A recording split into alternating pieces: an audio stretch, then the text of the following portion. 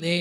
حضرت شاہ طاہر قادری رحمۃ اللہ علیہ کی سوانح حیات لکھا۔ انہوں نے لکھا کہ جنہوں نے حضرت شاہ طاہر قادری رحمۃ اللہ علیہ کی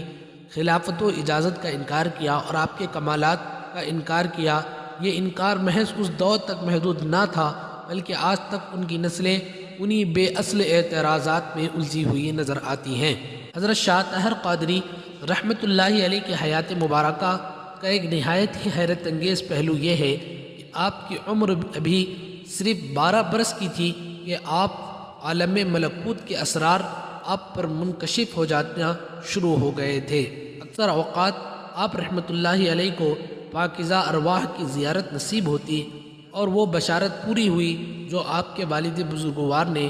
آپ کی ولادت کے وقت عطا فرمائی تھی کہ یہ میرا بیٹا سید طاہر کم عمر میں بیعت اویسہ سلسلہ عالیہ قادریہ کے تاجدار حضور پر نور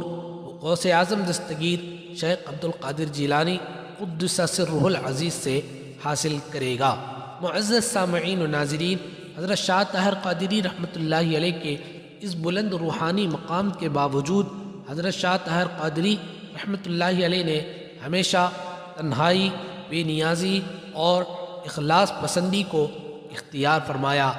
آپ رحمۃ اللہ علیہ نے نہ کسی کو خلافت عطا فرمائی اور نہ مریدوں کے ہجوم کو جمع فرمایا، حتیٰ کہ آپ اپنے صاحبزادوں کو بھی واضح طور پر اور دو ٹوک الفاظ میں نصیحت فرماتے کہ اے میرے بچوں، مجھے میری حالت پر چھوڑ دو، میرے فضل پر بھروسہ نہ کرو بلکہ اللہ کا فضل تلاش کرتے رہو۔ تم اگر خلافت و اجازت چاہتے ہو تو اپنے بڑے ابو حضور سیدنا شاہ عبداللہ قادری سے بیعت و خلافت حاصل کرو۔ معزز سامعین و ناظرین، چنانچہ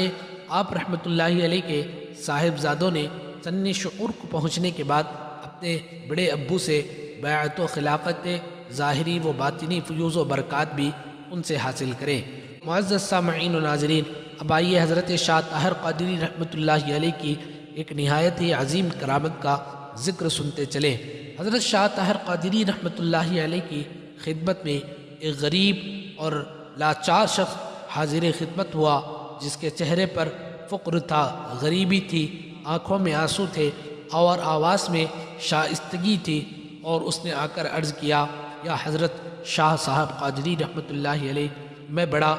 غریب تنگ دست ہوں، لاچار ہوں، میری 2 بیٹیاں جوان ہو چکی ہیں۔ حضرت شاہ طاہر قادری رحمۃ اللہ علیہ نے نہایت ہی سکون سے فرمایا، جو میں کہوں گا کیا اس پر عمل کرو گے؟ اس نے عرض کیا، حضور دل و جان سے میں اس پر عمل کروں گا۔